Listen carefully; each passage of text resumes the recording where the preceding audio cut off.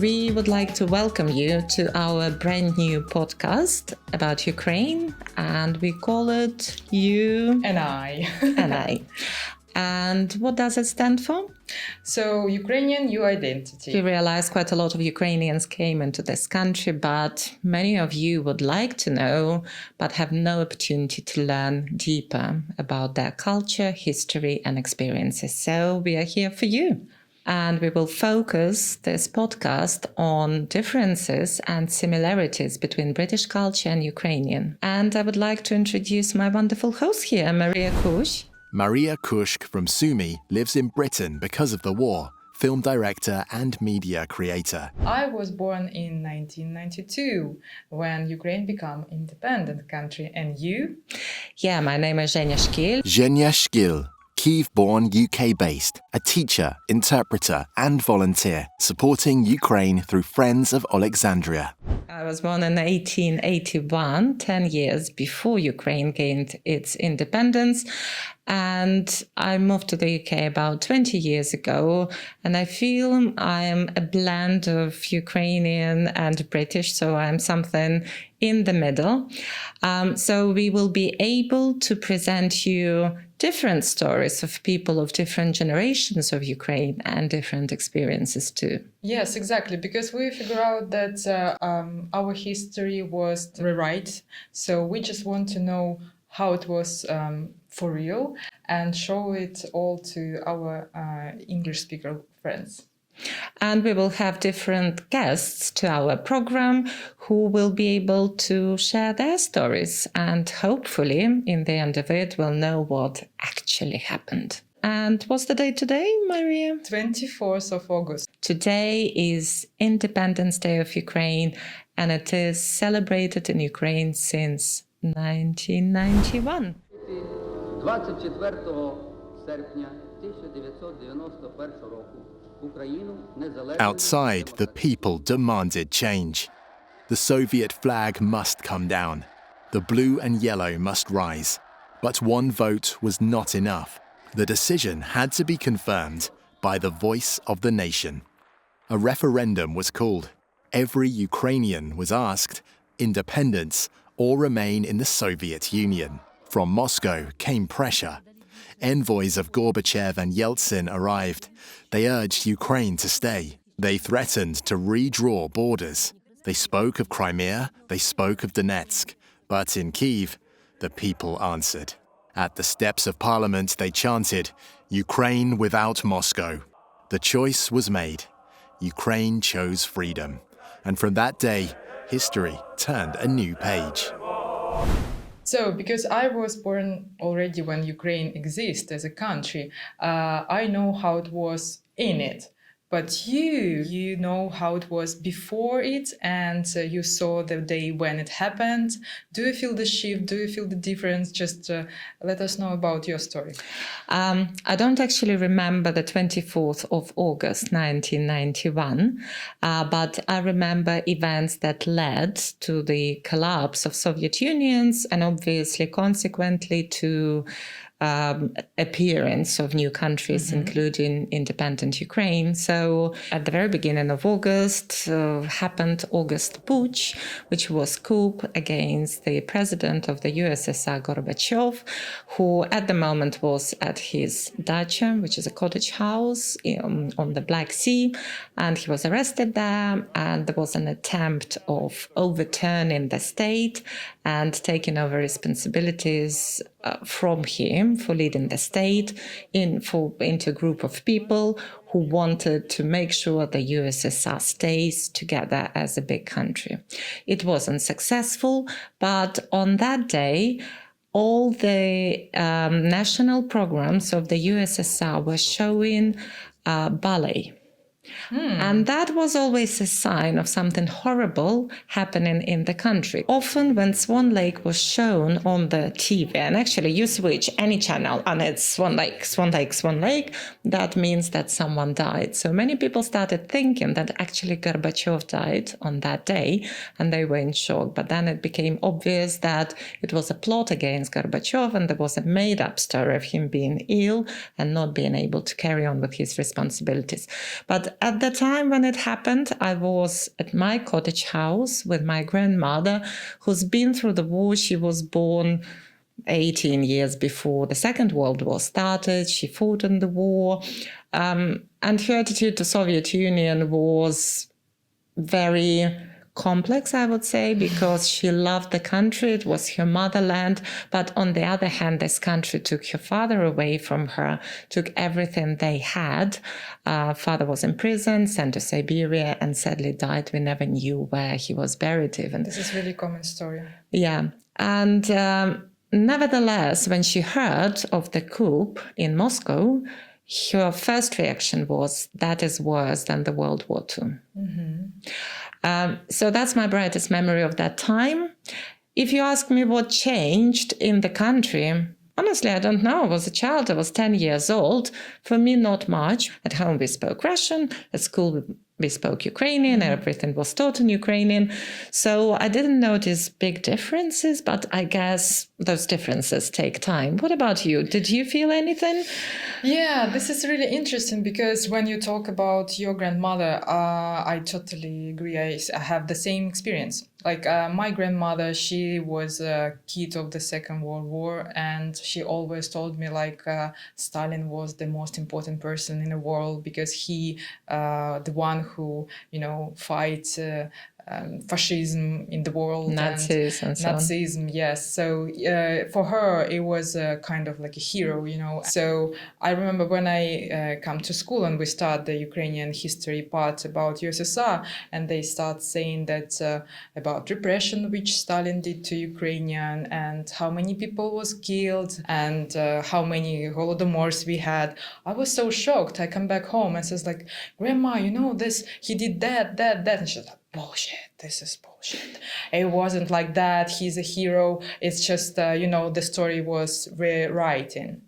And then I start thinking, look, to whom I need to believe if at school they told this story and my blood grandmother told me different. So it was kind of uncomfortable to understand that what's going on, why it's such a different way of feeling and thinking, And I remember that we always have the celebration on the Maidan in Sumy for the 24th, but we still speak Russian. It wasn't bad. Now I realize that actually it was a part of the process. So, for example, we dance at the Ukrainian dance club where we learn traditional dances, and the way how the costume was built was quite awful. Nobody liked it, and I feel like I don't like Ukrainian costume because this looks not really pretty, And then I suddenly found the old book, like all is was mud, and I opened it, and it was beautiful costumes, like really European style, And I said like, wow, I come to my teacher and says like, can we have these costumes on stage? And she's like, no, it's nobody care about it. It's too, difficult to make. It's not so bright, you don't have this plastic flowers, flowers in your hair. Yeah.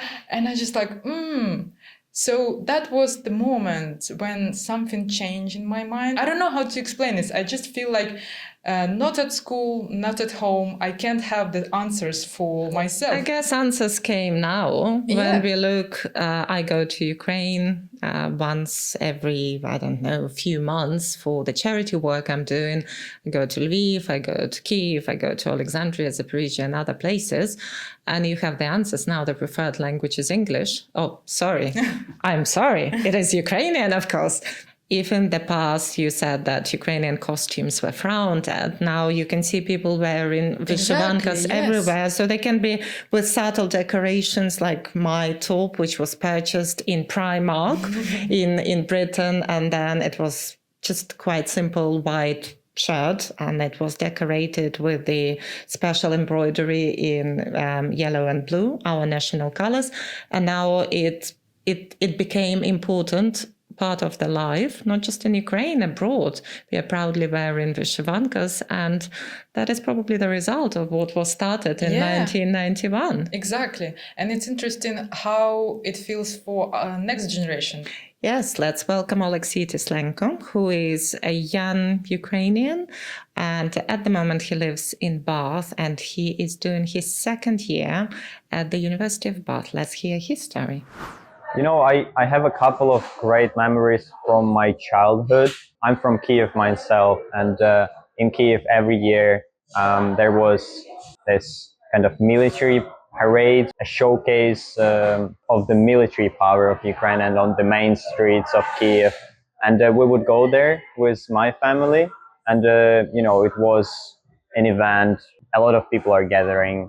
You go there for a couple of hours, 2-3 hours, 4 hours. There's always this great energy. So we would go to those events in the city organized in Kiev, and I'm grateful that my parents brought it up, and we were discussing this. We were discussing what independence means in general for Ukraine, related to the history, where countries were dependent, not dependent, but let's say under a rule of other countries, and they were dependent in a way, so they couldn't decide for themselves. So it's in a way about the freedom to choose the way you want to go. If as for a singular person, and for the country, it's obviously the way the nation wants to go, without having to rely on someone else to choose the path for you. Well, thank you, Alexei, for your interesting story. And now you can see how 3 different generations of Ukrainians see what's happening in a different light, pretty much. Yeah, and it feels like it's like a growing process. It's not that, shift in one day. Yeah, but I think the key to this question is the whole understanding of independence. And as we know, that the Day of Independence or Independence Day is not widely celebrated. Not every country has it. For example, do we have it in Britain? No, we don't. No, we don't. And it's interesting that, for example, if we will look through the history of other countries who have this celebration day, they usually have it just because some empire fell apart and they give the freedom to other countries. But compared to Ukrainian Independence Day, it's absolutely different. In the referendum, Ukrainians faced a choice: stay in the Soviet Union or be independent. The result was overwhelming. The vast majority chose freedom. Despite Gorbachev's warning of catastrophic consequences, Leonid Kravchuk became a first president. History could have been different with Vyacheslav Chernovil, but that is another story. The world's media called it extraordinary. A nation believing in its future as a free European state. The numbers spoke clearly. 9-1 for independence. A heavy blow to Gorbachev's vision of a new union. And for the first time in the 3 centuries, Ukrainians' mission in Moscow became a true embassy, speaking to Russia as an equal. Our independence, nobody give it to us. We have our will to be independent. And what means to be independent? What it means for you? It's interesting. And by the way, when you're thinking, we know that all independent countries, they have something common. It has the territory, it has the flag, the hymn, and also they have the constitution, the rules, and gerb. And when Masha says hymn, she means national anthem. And when she says gerb, she means coat of arms. Yes. Sorry, a linguist kicks in Thank you so me. much, because otherwise it will be not possible for me to explain what I want to tell. So thank you for translating from Ukrainian English to English. Okay, and obviously I think all of you know that how the territory of Ukraine looks like. And according to the Constitution of Ukraine, all temporary occupied territories are still part of Ukraine, including the Crimea. And being true Ukrainians, we do believe this, and I hope you'll support us in this, and we will carry on fighting for our territory as long as it takes. We all know Ukrainian flag. Yes. Just look at my Yeah, beautiful yes. embroidery as well. So it's yellow and blue, or blue and yellow, a bit Yeah. upside down. Do you know anything about that? Yeah, this is interesting topic. I think we will open it later, maybe next podcast. Just let us know if you're interested that about Ukrainian flag and how it happens, why it's these colors, and from where it starts.